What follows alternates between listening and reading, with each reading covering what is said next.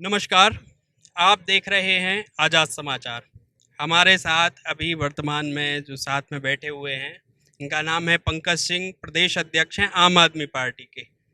जहां हम अभी ट्रैवल कर रहे हैं, आप हम लोगों को देख रहे होंगे, दमोह की धरती पे अभी हम हैं। यहाँ दमोह आना क्यों हुआ पंकज जी का हम इस बारे में भी जानेंगे। अभी इन लोगों को, आप लोगों को ब्रीफ इंट्रोडक्शन दे दूं मैं, यहाँ कार्यक्रम क्या हुआ। आम आदमी पार्टी पूरे मध्य प्रदेश में 2023 की तैयारी में है। जोर शोर से चुनाव लड़ने का दावा किया जा रहा है और दमोह की धरती पे आज इन्होंने भ्रष्टाचार और तमाम चीज़ों को लेके पीएम आवास में जो खामियां हैं, भ्रष्टाचार है, कमीशनखोरी है, इन बातों को लेकर इनने आज तहसील मुख्यालय और जिला मुख्यालय पे इनने धरना दिया। वहाँ पे ज्ञापन सौंपा है। बबीता राठौर जी तहसीलदार जी को अपनी बातें बताई हैं और उनसे समय मांगा है। और अब हम पंकज जी से बात करेंगे, उनके विजन को जानेंगे। सबसे पहले पंकज जी, बहुत बहुत स्वागत है हमारे चैनल में बहुत आपका। बहुत बहुत धन्यवाद आपका। पंकज जी, आप आम आदमी पार्टी, आम आदमी जिस विजन से जो आई थी और आप लोगों को जनता ने एक्सेप्ट किया दिल्ली में, फिर आप आगे बढ़े पंजाब, अब आपके पास है। मध्य प्रदेश को लेके आपकी क्या आगे रणनीति होने वाली है और कैसे ये शुरुआत होगी? आम आदमी पार्टी आंदोलन से निकली पार्टी है और हमने जिस प्रकार दिल्ली में चुनाव लड़ा, चुनाव लड़ने के बाद वहाँ सरकार बनी, सरकार ने जो काम करके दिखाया, वो काम आज न केवल देश में बल्कि पूरी दुनिया में बोल रहा है।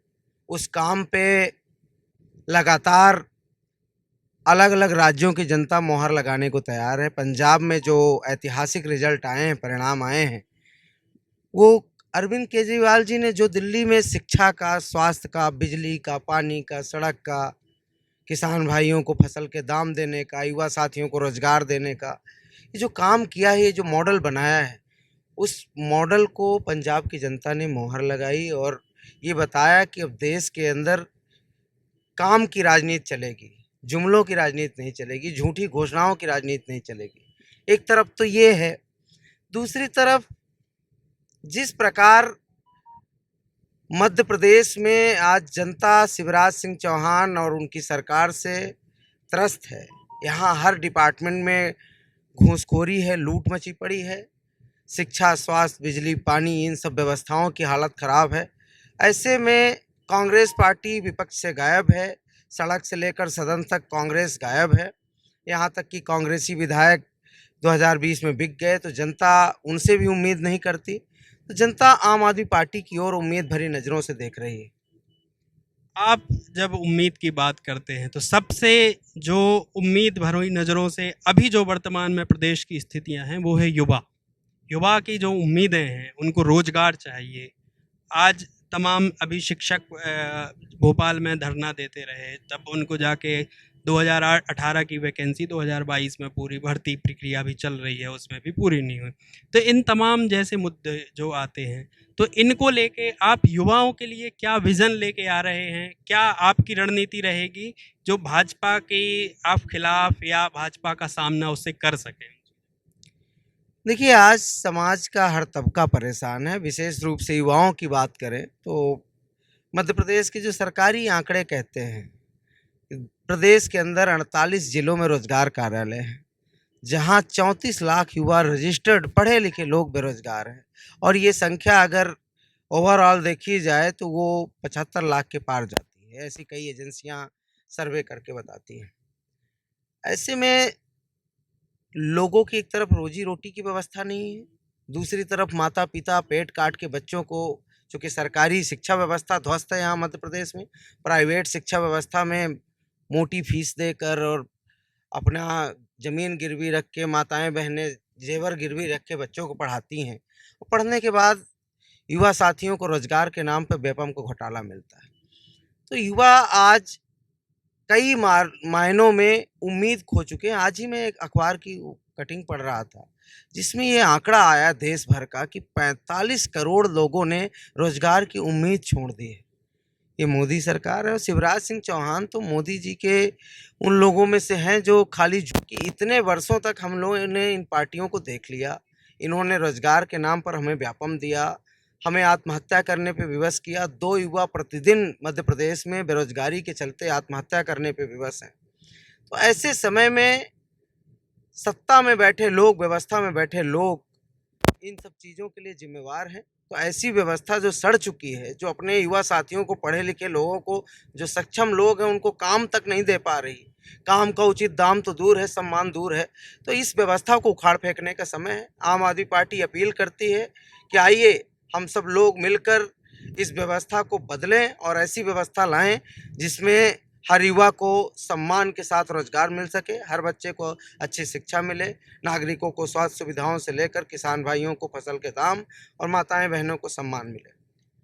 सबसे जो आपके कोर इशू रहे हैं दिल्ली में, जिसकी एक पहचान भी बनाई है कि दिल्ली में स्वास्थ्य और शिक्षा काफ़ी हद तक इसमें सुधार आया है, तो वो शिक्षा मध्य प्रदेश में वो मॉडल क्या आप कैसे लागू करेंगे? या आप स्वास्थ्य में मोहल्ला क्लिनिक जैसे आपने दिल्ली में चलाई, यहाँ भी सामुदायिक स्वास्थ्य केंद्र, तमाम चीज़ें चल रही हैं, तो आप उसको बेहतर कैसे बनाएंगे कि आम आदमी के पास दो ही चीज़ें, अगर जो मेरा पर्सनल मानना है कि अगर दो, शिक्षा और अगर स्वास्थ्य इस मुफ्त हो जाए इस देश में या किसी भी राज्य में, तो एक आम आदमी को अपने विकास के लिए पर्याप्त से पर्याप्त अवसर है। देखिए, मैं समझता हूँ और आम आदमी पार्टी का तो ये तरीका भी है कि शिक्षा और स्वास्थ्य जैसी बुनियादी सुविधाएं सरकार का दायित्व है कि हर व्यक्ति को मिले, हर नागरिक को मिले। आप आज राष्ट्र की बात होती है, राष्ट्रभक्ति की बात होती है, तो मैं बड़े जिम्मेवारी के साथ कहना चाहता हूँ कि अगर अच्छे राष्ट्र का निर्माण करना है तो शिक्षित नागरिक और स्वस्थ नागरिक ही अच्छे राष्ट्र का निर्माण कर सकते हैं। और जब तक हमारे देश में शिक्षा और स्वास्थ्य पे काम नहीं होगा तो मुश्किल है अच्छा राष्ट्र बनाना, अच्छा प्रदेश बनाना। एक बात ज़रूर कहूँगा, आपने कहा कि यहाँ भी गांव स्तर पे स्वास्थ्य केंद्र हैं या सामुदायिक स्वास्थ्य केंद्र बने हैं, कई गांवों को मिला के जिला अस्पताल हैं। लेकिन मैं गांव का ही रहने वाला हूं, प्रतिदिन अलग अलग एरिया में घूमता हूं और गांवों को भी जानता हूं, शहरी इलाकों को भी मैं समझता हूं। कागजों पे ढांचा है और कई जगहों पे चूंकि पैसा निकला तो कुछ जीर्ण संशीर्ण बिल्डिंगें भी बनाई गई। उन बिल्डिंगों में डॉक्टर नहीं बैठते हैं, उन बिल्डिंगों में दवाइयाँ नहीं होती हैं।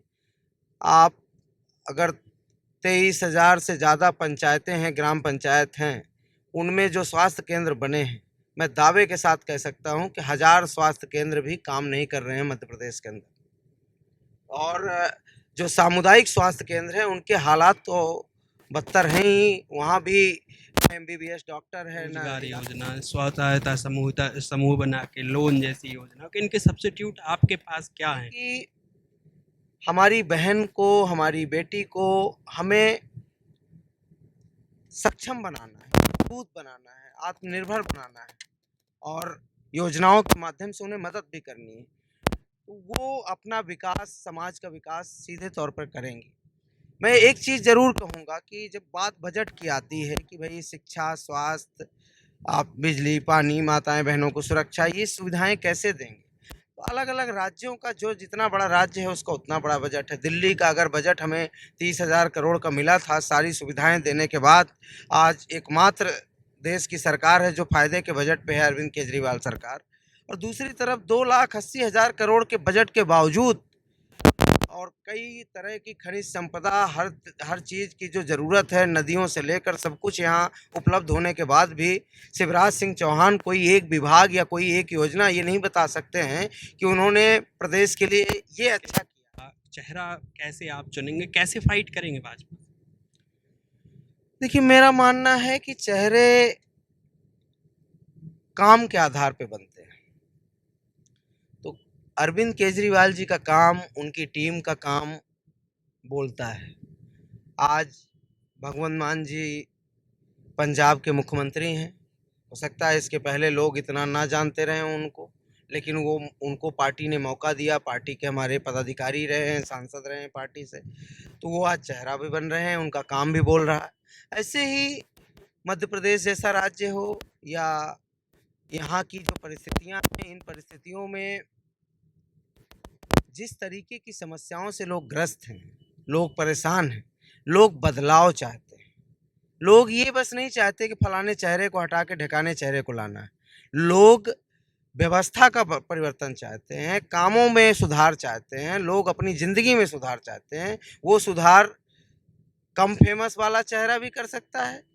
भाई अरविंद जी को मुख्यमंत्री बनने से पहले आंदोलन में कुछ लोग जानते थे, धीरे धीरे आज वो पूरे देश और दुनिया में नाम है।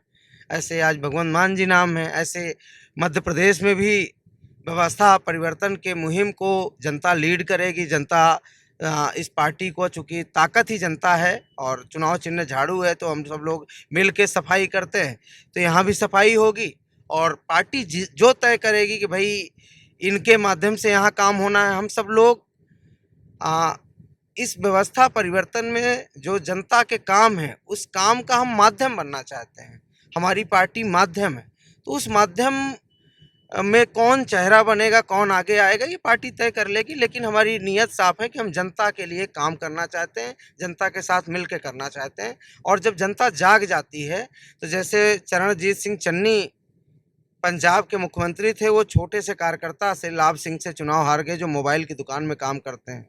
ऐसे ही बड़े बदलाव जब जनता तय कर लेती है, तो बड़े बड़े दिग्गज जो बड़े चेहरे हैं कब साफ हो जाते हैं, ये पता नहीं चलता। अंत में 2-3 चीज़ें आप ऐसी जो मध्य प्रदेश में आम आदमी पार्टी अगर सत्ता या जिस भूमिका में भी अगर आती है, तो क्या ऐसे बड़े बदलाव होंगे, 2-3 बदलाव जो आप शॉर्ट में आप बताएंगे कि क्या आपकी पार्टी आके क्या करने वाली है? मध्य प्रदेश के अंदर एक एक युवा को रोजगार दिया जा सकता है। बस ये मैपिंग करनी है कि कहाँ कौन से संसाधन है, कहाँ कौन सा उत्पादन है, तो वहाँ वैसी प्रोसेसिंग यूनिट डाल के भी, साथ ही जो सरकारी विभागों में नौकरियां हैं, उन नौकरियों को देकर, तो यहाँ एक एक युवा साथी को रोजगार में लगाया जा सकता है। लोग अच्छे हैं। दूसरी बात, चूँकि किसानी बाहुल्य प्रदेश है, तो किसानों के लिए योजनाओं में जो पैसा आता है, एग्रीकल्चर एलाइड एक्टिविटीज़ और भ्रष्टाचार की भेंट चढ़ जाता है।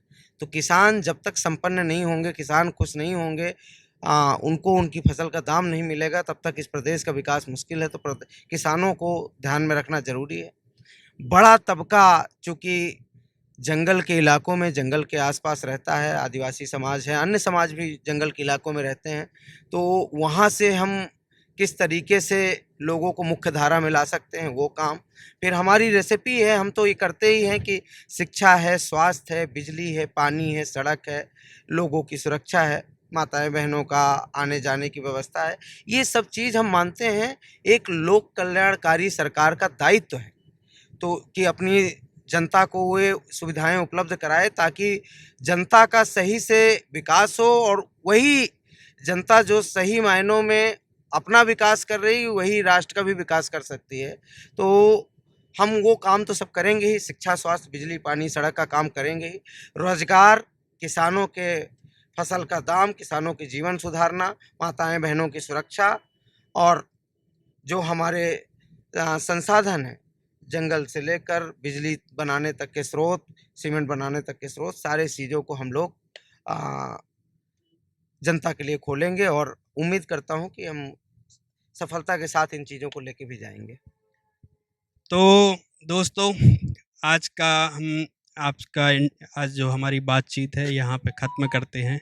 ये थे हमारे साथ पंकज जी। अब ये 2023 में डिसाइड होने वाला है कि आम आदमी पार्टी एक मजबूत सत्ता पक्ष में आती है या फिर एक विपक्ष की भूमिका में, ये जनता तय करेगी। देखते रहें आज़ाद समाचार। धन्यवाद।